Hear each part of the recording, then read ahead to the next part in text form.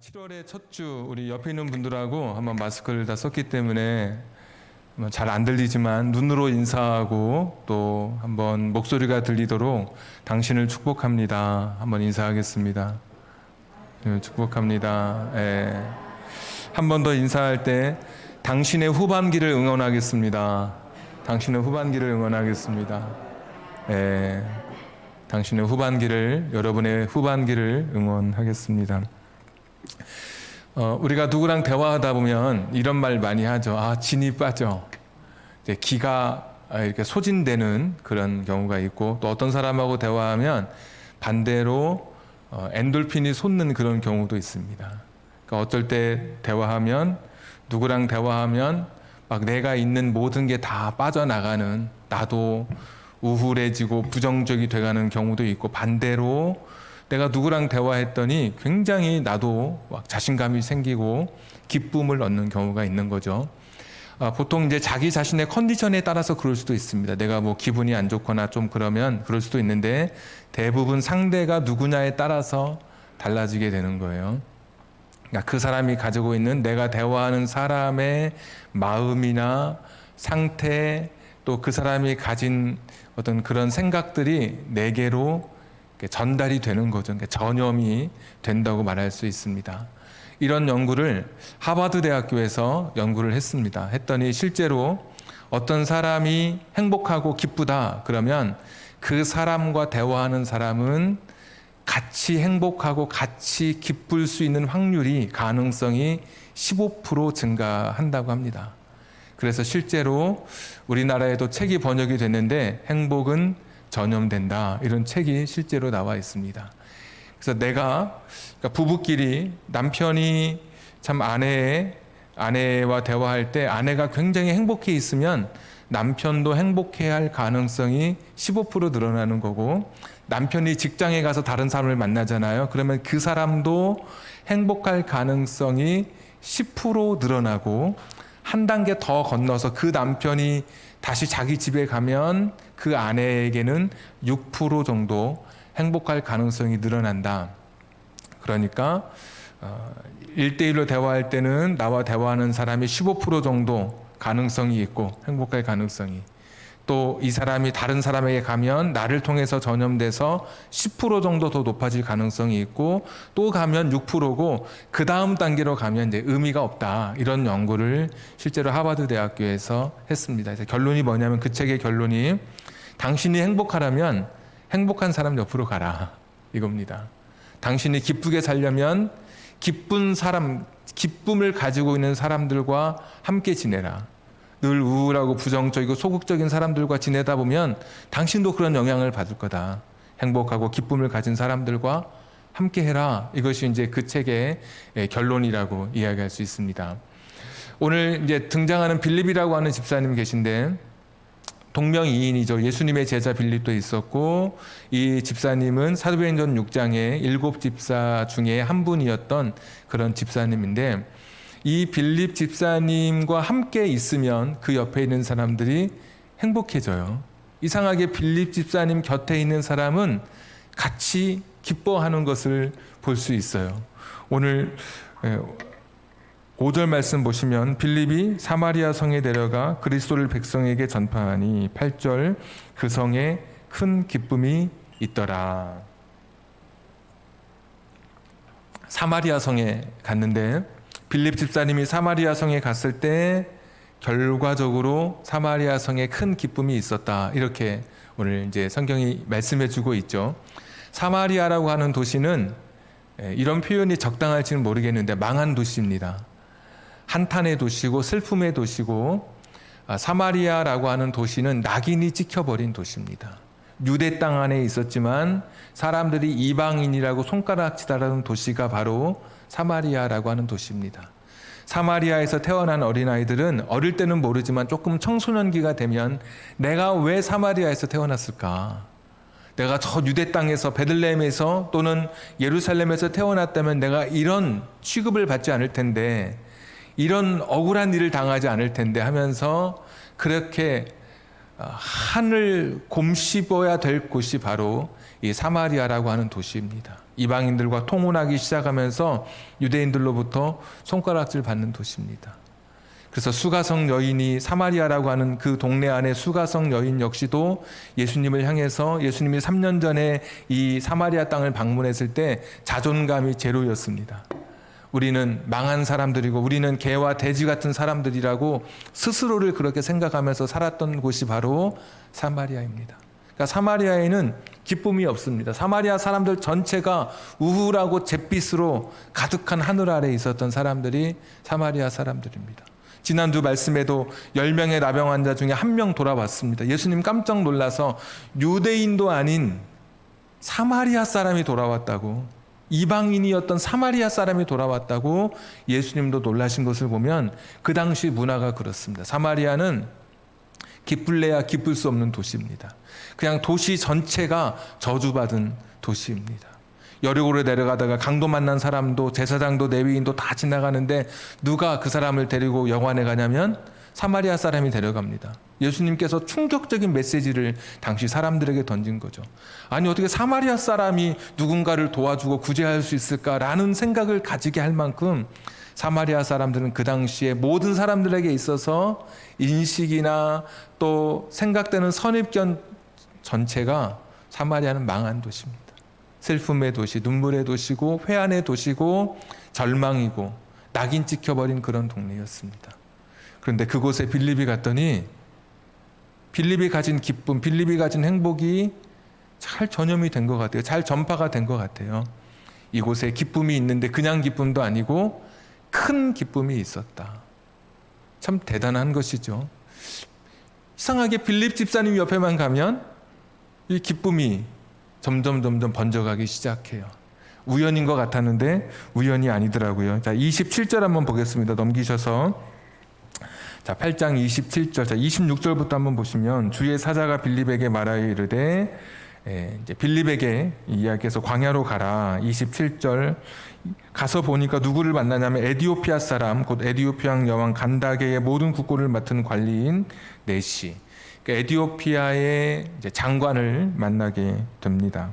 30절 빌립이 달려가서 선지자 이사야의 글 읽는 것을 듣고 말하되 읽는 것을 깨닫느냐? 그랬더니 이 장관이 31절 대답하되 지도해 주는 사람이 없으니 어찌 깨달을 수 있느냐 하고 빌립을 청하여 수레에 올라 같이 앉으라 하니라. 에디오피아는 유대 땅까지 1500km입니다. 마차를 타고 가도 최소 5개월 이상 걸리는 그런 거리입니다.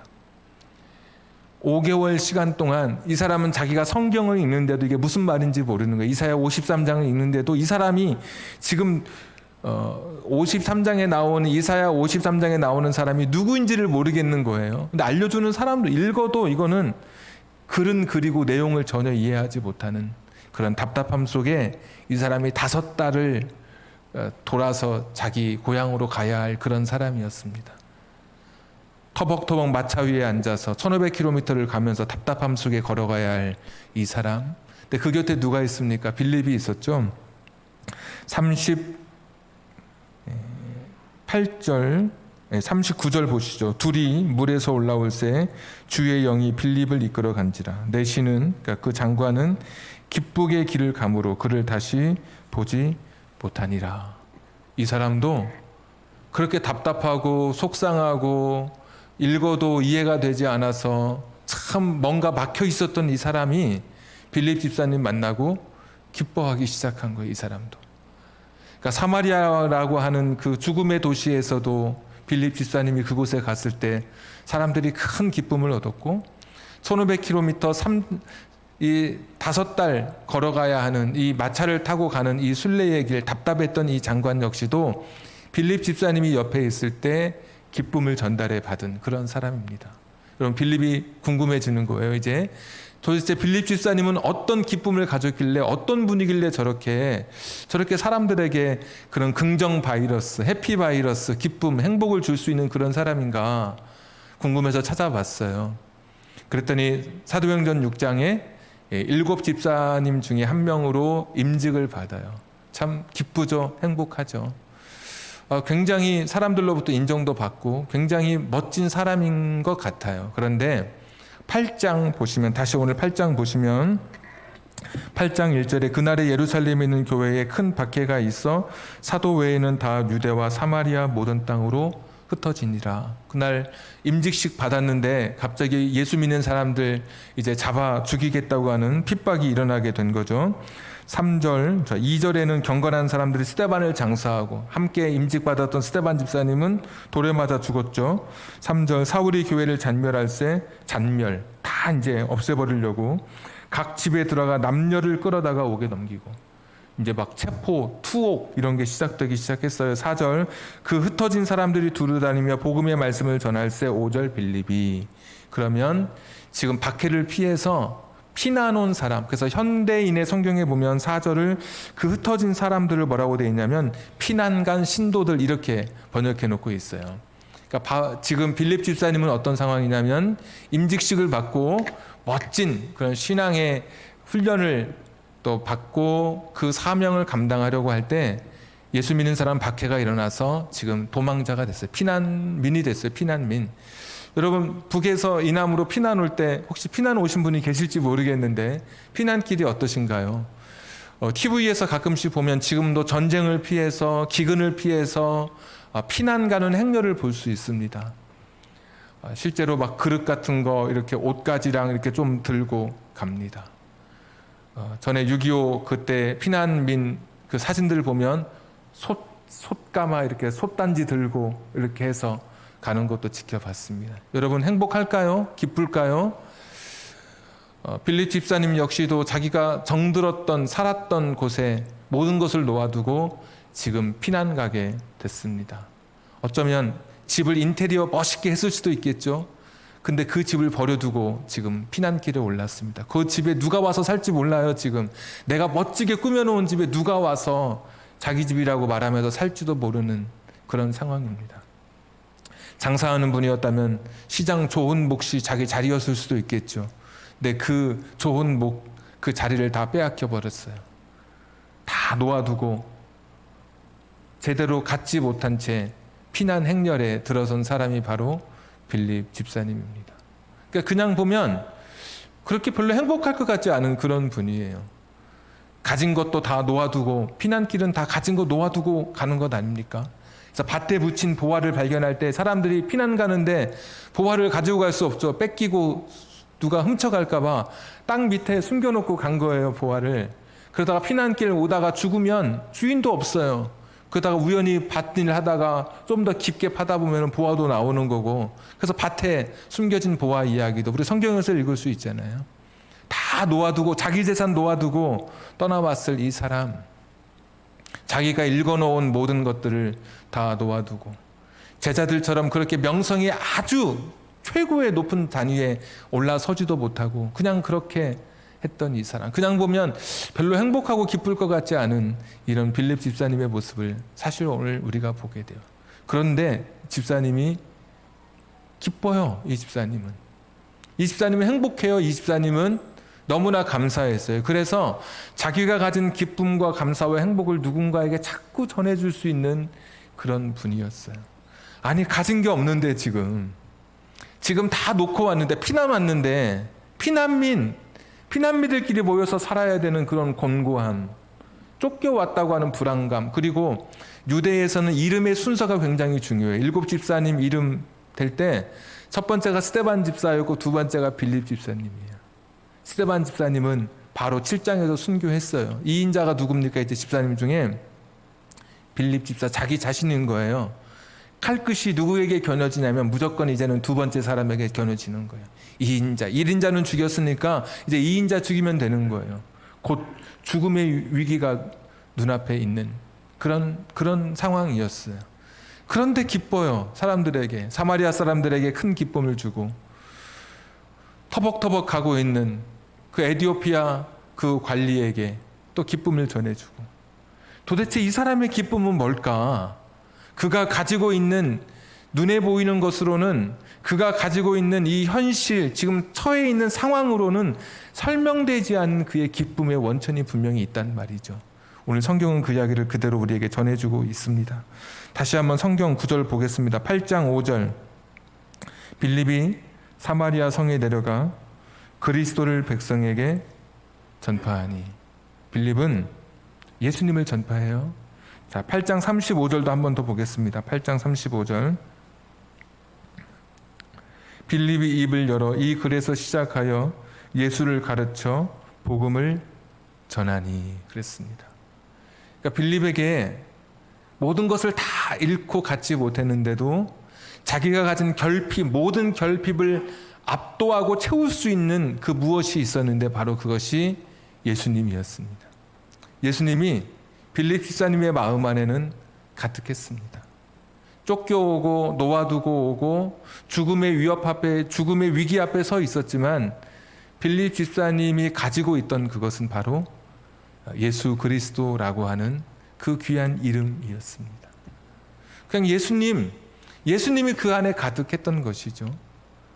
예수님으로 인해서 빌립 집사님은 기뻐할 수 있었고 감사할 수 있었고 행복할 수 있었습니다. 빌립 집사님, 이 집사님은 갑자기 예수 믿고 이렇게 집사가 되기는 어렵죠. 이 초대교회의 상황 속에서. 왜냐하면 제자들이 막 이 사역하다가 지금 누군가를 세워야 하기 때문에 이미 훈련받은 사람들을 세웠을 가능성이 상당히 크죠. 지혜도 충만하고 성령도 충만하고 하기 때문에. 그러면 분명히 이 빌립 집사님은 예수님의 말씀을 계시는 동안에 듣고 예수님으로부터 훈련받았을 가능성이 굉장히 큰 사람입니다. 예수님의 제자들 중에 12제자는 예수님과 숙식하면서 같이 배웠던 그런 제자고, 그 외에도 성경에 보면 많은 제자들이 또 있다고 말씀해 주셔요. 그런 제자들은 출퇴근하는 제자, 아침에 집에서 나와서 예수님 계신 곳에 가서 말씀을 듣고 저녁 때가 되면 또 집에 가서 일상을 살고, 오늘 일이 바쁘면 일하다가 일이 없는 날에는 예수님 있는 곳에 가서 말씀을 듣고, 그런 제자들도 분명히 있어요. 예수님 12제자 외에도 다른 제자들 이렇게 말씀해 주고 계시거든요. 빌립 집사님은 분명히 예수님 말씀을 듣고 예수님을 통해서 많은 것을 깨닫고 경험했을 그런 사람이었을 거예요. 예수님이라고 하신 그분, 식민지의 절망 가운데 있던, 식민지의 절망 속에 있던 그런 땅에 절망하면서 살던 자신에게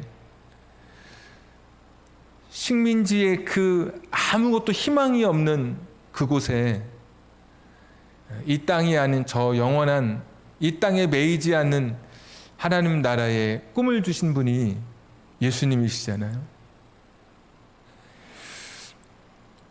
숨막히는 그런 율법, 구약의 율법에서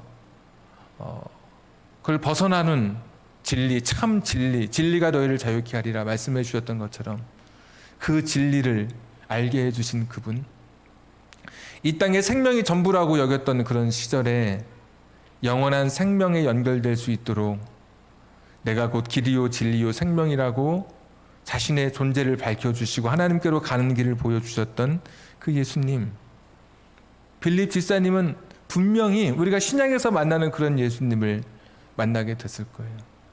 식민지 사회에서 더 큰 것을 보고 더 큰 희망을 품을 수 있도록 자신의 목을 조여해 오던 사람을 압제하는 것처럼 막 얽어 매는 것 같았던 율법에서 자유케 하는 진리를 말씀해 주시고 새로운 생명으로 인도해 주신 예수 그리스도를 빌립 집사님 만난 거죠.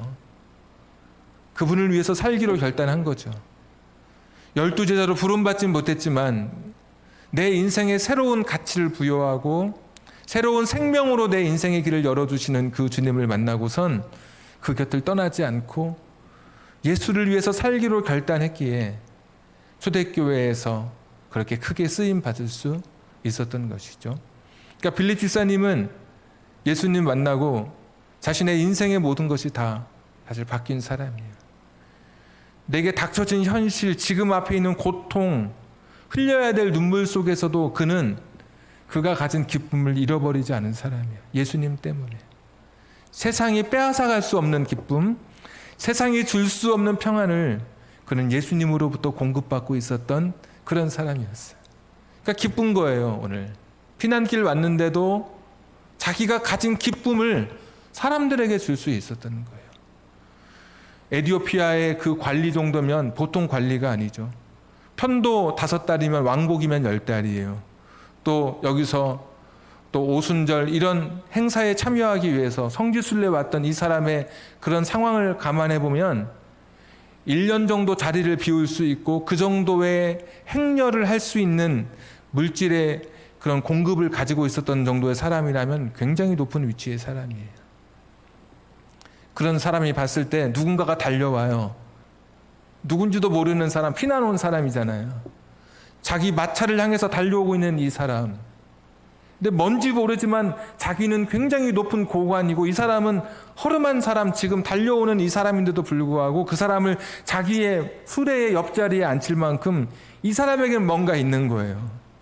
나처럼 지위가 높은 사람이 아닌데도 불구하고 이 사람에게는 뭔가 설명할 수 없는 뭔가 느껴지는 거예요. 그 사람을 자기 자리 옆에 앉히게 되는 거죠. 그 사람을 통해서 기쁨을 전염받게 되는 거예요. 신앙인은 그런 사람인 것이죠. 믿음의 사람은 그런 것이죠.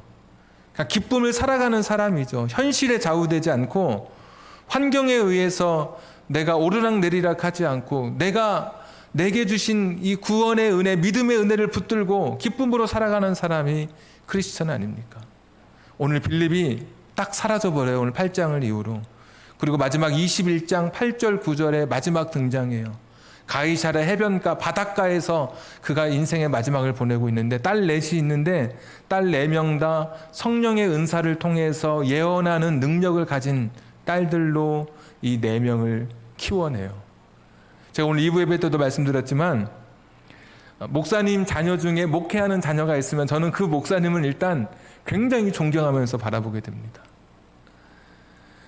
목사님의 목회의 모습을 보면서 그 자녀가 목회의 길을 걸어간다고 하는 것은 이것은 그것만으로도 그 목사님은 사실 존경받으셔야 할 목사님이신 거예요. 가정에서는 모든 게 다 드러나는 거예요. 강단에서 기쁜 척하고 행복한 척해도 집에 가면 척할 수 없는 곳이 우리 가정이에요. 목사님이 강단에서 설교하고 근데 집에 가서 절망하고 무너지고 포기하고 막 부정적이고 그러면 어떤 자녀가 그 목사의 길을 걸어가겠습니까? 빌립 집사님은 기쁨에 대해서 설명하는 사람이 아니고 그냥 기쁨을 이론적으로 가르쳐 주는 사람이 아니라 정말 기쁜 삶을 살아간 사람인 거예요. 그러니까 자식들이 보고 4명 다 그 길을 가는 거예요. 우리 아버지가 걸어가는 저 기쁨의 그 길, 기쁨의 원천이신 그 예수 그리스도 그분을 보면서 자녀들도 그 길을 함께 가게 되는 거예요. 그러니까 빌립 집사님은 그런 삶을 살았어요. 어느 날 내게 다가오신 그 예수 그리스도 그분을 가슴에 품고 말로 설명할 수 없는 그 기쁨, 그 행복을 사람들에게 나누어 주면서 살아갔어요. 설교 때 가끔씩 말씀드리지만 온도계하고 온도 조절기 있다고 말씀드렸잖아요. 온도계는 날씨가 더우면 올라가고 날씨가 추우면 내려가요. 온도계 같은 사람이 있어요. 기분이 좋으면 막 웃고 뭔가 이렇게 기분이 이렇게 뭐 어려운 일이 있고 뭐 자식이 뭐가 안 되고 그러면 확 낮아지는 분이 있어요. 그런데 온도 조절기 같은 분도 있어요. 온도 조절기는 날씨가 춥네? 그러면 딱 올려요. 그러면 쫙 따뜻해져요. 오늘 왜 이렇게 더워? 좀 낮출까? 그러면 쫙 내려가요. 어떤 사람이 화나고 열나고 막 열불이 날 때 어떤 사람은 온도 조절기 같은 사람이 있어요. 그것을 낮추는 사람이 있어요. 위로하면서 차분하게 가라앉히는 그런 사람이 있어요. 그런가 하면 내 인생이 절망적인 상황, 침울하고 우울하고 정말 저 흑암 속 깊은 곳에 빠진 것 같은 그런 인생의 시간에 자기 인생의 온도를 올리는 사람이 있어요. 난 이렇게 그대로 절망하지 않을 거야. 난 이렇게 무너지지 않을 거야. 그러면서 자기의 삶의 온도를 올려요. 눈물 나는 가운데서도 기쁨을 잃지 않는 사람. 너무 가슴 아픈 현실 앞에서도 무너지지 않는 그런 사람.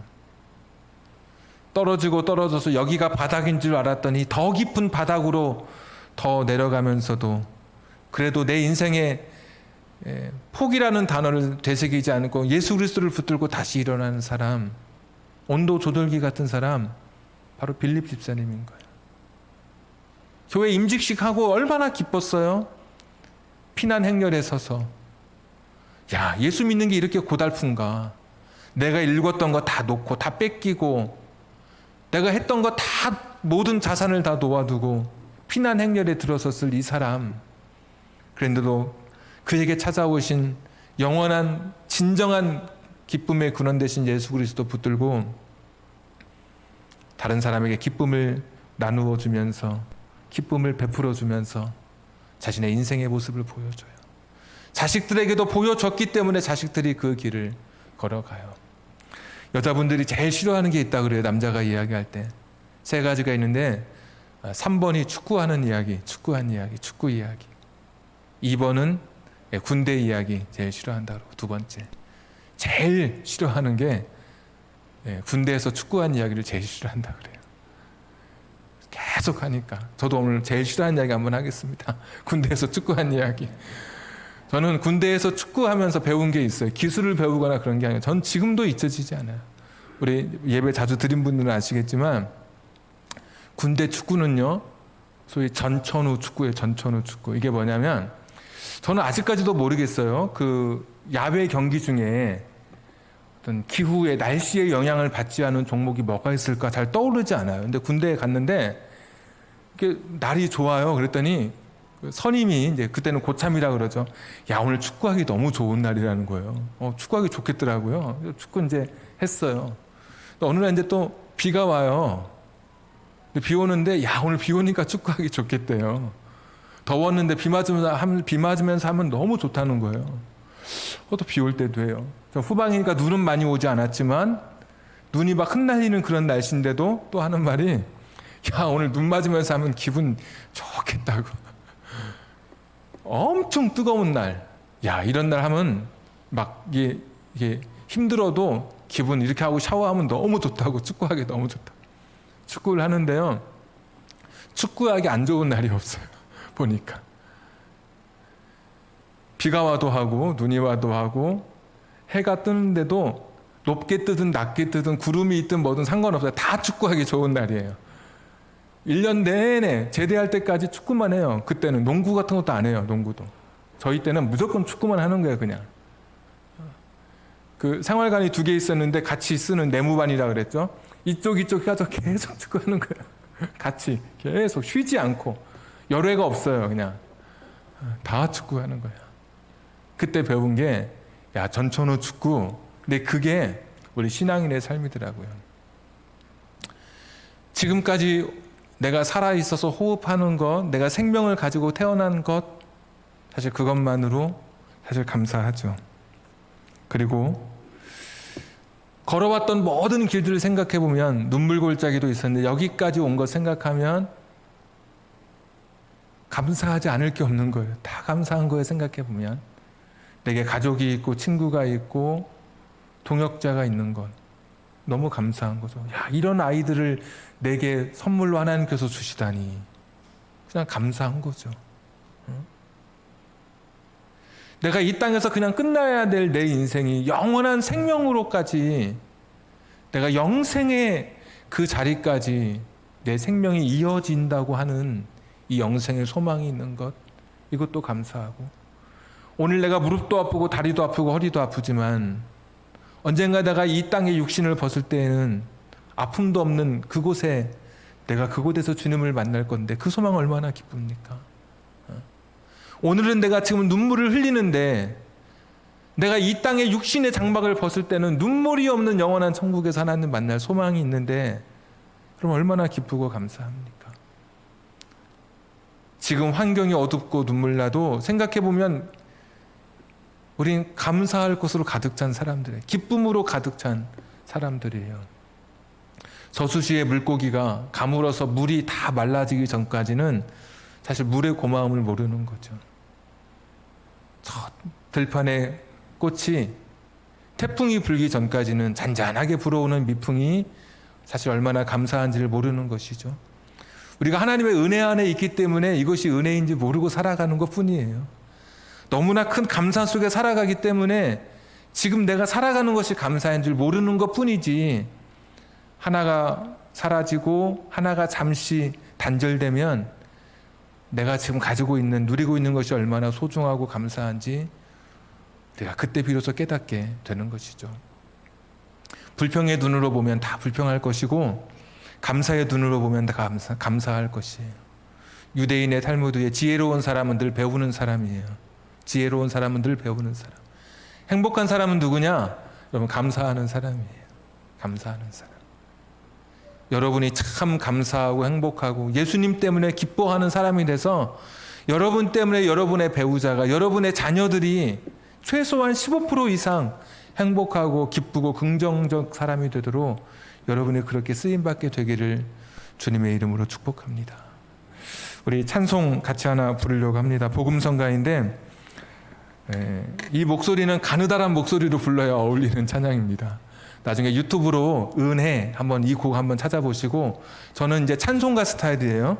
하여튼 오늘 이 찬양 부르면서 우리의 믿음을 고백하고 내게 주신 은혜를 고백하는 이 시간 됐으면 좋겠습니다.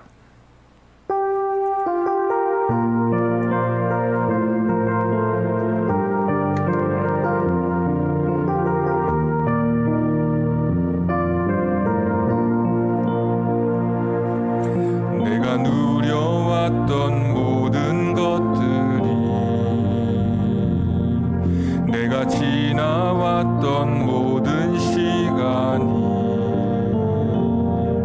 내가 걸어왔던 모든 순간이 당연한 것 아니라 은혜요. 한 번 더 고백하겠습니다. 내가 누려왔던 모든 것들이,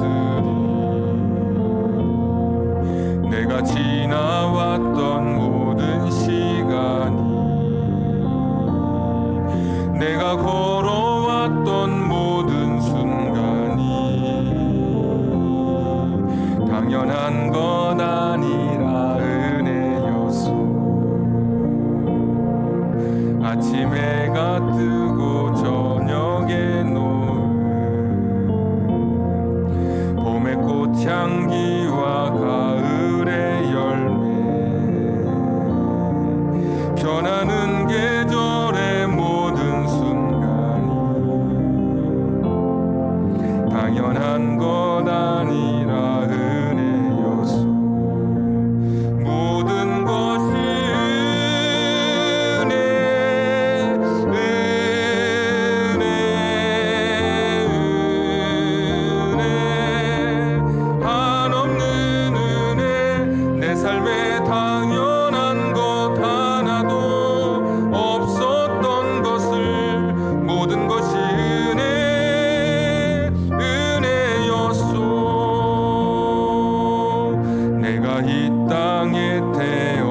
사는 것, 어린아이 시절과 지금까지 숨을 쉬며 살며 꿈을 꾸는 삶, 당연한 것 아니라 은혜였소. 내가 하나님의 자녀로 살며 오늘 찬양하고 예배하는 삶, 복음을 전할 수 있는 축복이 당연한 것 아니라 은혜였소. 모든 것이 은혜, 은혜,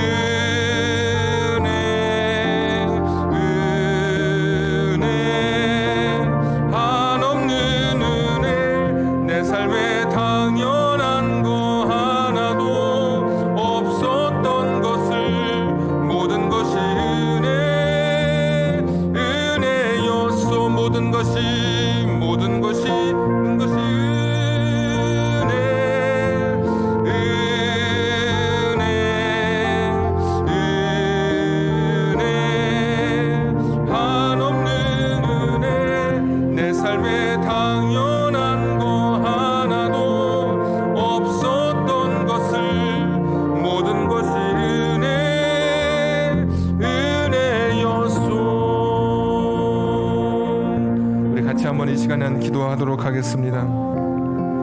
전반기를 지켜주신 주님의 은혜를 우리 이 시간에 감사하며 고백하십시다. 빌립 집사님처럼 내 남편에게, 내 자식들에게, 내 아내에게 기쁨을 나눠줄 수 있는 그런 사람 되게 해 주옵소서. 그러려면 내 안에 예수님으로 충만해야 가능한 것이죠. 환경에 흔들리지 않고 현실에 지배되지 않는 예수 그리스도의 그 소망을 붙들 때 나는 진정 기뻐하고 행복을 나눠줄 수 있는 사람이 될 것입니다. 주님, 여기까지 주신 것, 베풀어 주신 것, 모든 것 주님의 은혜요 감사합니다. 우리 감사하면서 후반기를 감사로 우리 같이 시작했으면 좋겠습니다. 우리 같이 한번 이 시간에 감사의 고백으로 나아갑니다. 기도하겠습니다. 전능하시고 자비로우신 아버지 하나님, 도와주시옵소서. 하나님, 모든 것이 감사고 모든 것이 은혜입니다. 모든 것이 능력이고 모든 것이 주님의 것입니다. 주께서 주신 것임을 고백합니다. 여호와 자비로우신 아버지 하나님, 도우시옵소서. 하나님 아버지 불쌍히 여겨주시옵소서. 주님 긍휼히 여겨주옵소서. 주님 긍휼히 여겨주시기를 빌고원합니다. 여호와 자비로우신 아버지 하나님이시오. 하나님, 주 앞에 섭니다. 주님 앞에 섭니다. 하나님, 생각해보면 모든 것이 감사할 것인데 전천후 감사의 길을 걷는 우리들 되게 하여 주시옵소서. 내 인생에 비가 내려도 감사하게 하여 주옵소서. 찬란한 태양이 뜨는 날에만 감사할 것이 아니라 눈보라가 몰아치는 혹한의 삭풍에도 감사할 수 있는 우리들 되게 하여 주시옵소서. 여호와 자비로우신 아버지 하나님, 이 감사의 삶을 살게 하여 주시옵소서. 이 은혜의 삶을 살아갈 수 있는 우리들 되게 하여 주시기를 원합니다. 전능하시고 자비로우신 아버지 하나님, 이 감사로 후반기를 시작하기를 원합니다. 주님 복을 내려 주옵소서. 주님 복을 내려 주시옵소서. 우리 1절만 한 번 더 마지막 찬양하겠습니다. 내가 누려왔던 모든 것들이, 내가 누려왔던 모든 것들이, 내가 지나왔던 모든 시간이, 내가 걸어왔던 모든 순간이 당연한 것 아니라 은혜였소. 아침 해가 뜨고 저녁에 노을, 봄의 꽃향기와 가을의 열매,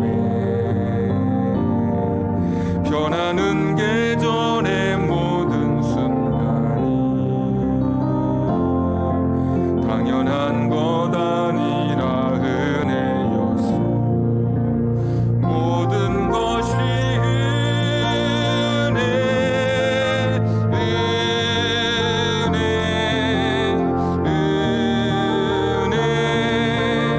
한없는 은혜, 내 삶에 당연한 것 하나도 없었던 것을, 모든 것이 은혜였소. 하나님 아버지, 전천후로 감사하는 인생들 되게 해 주옵소서. 찬란한 태양이 떠오르는 날에도 감사하게 하여 주옵소서. 내 인생의 기반이 흔들릴 정도로 비가 한없이 억수처럼 쏟아지는 날에도 감사를 찾아 감사하게 하여 주옵소서. 눈보라가 치는 혹한의 삭풍에도 감사할 수 있는 우리들 되게 하여 주옵소서. 현실과 환경에 지배되고 좌우되지 않는 예수 그리스도, 참 보배이신 예수 그리스도, 내 인생의 구주 되신 건 그것만으로 감사하며 행복하며 내 남편, 내 아내, 내 자식, 내 이웃 형제에게 내가 가진 기쁨을 전해줄 수 있는 해피 바이러스, 기쁨의 바이러스로 후반기를 살아가게 하여 주옵소서. 사업이 어려운 분들, 그래서 힘들어하는 성도님도 있습니다. 지금도 수술을 앞두고 세포의 크기가 작아지길만을 구하며 하나님 앞에 방사선 치료를 하며 버텨가는 성도님도 있습니다. 일 수술을 마치고 회복해가는 분도 있습니다. 자녀의 문제 때문에 그 안타까운 이야기를 다 하지 못한 채 여전히 가슴에 품고 아파하는 부모들도 있습니다. 직업의 길이 열려지지 않아서, 사업의 문이 열려지지 않아서 아파하는 청춘도 있습니다. 학업에 짓눌려 힘들어하는 우리 학생들도 있습니다. 후반기는 감사를 찾아서 내게 주신 감사를 고백하면서 후반기는 감사로 다시 시작하게 해 주시옵소서. 오늘도 귀한 예물 드린 손길 하나님 시간에 하나님의 방법으로 풍성하게 채워 주옵소서. 이제는 우리 구주 예수 그리스도의 은혜와 하나님 아버지의 극진하신 사랑하심과 성령님 감동 감화 내주하심이 후반기 감사로 열어가기를 결단하는 우리 사랑하는 성도님들 위해 저들의 가정과 직장과 사업장과 환경과 인생의 꿈 위에 비바람이 몰아치든 눈보라가 몰아치든 어떤 삶에서도 감사하기로 결단하는 우리 사랑하는 성도님들 머리 위에 지금부터 영원까지 함께 하시기를 간절히 축원하옵나이다. 아멘.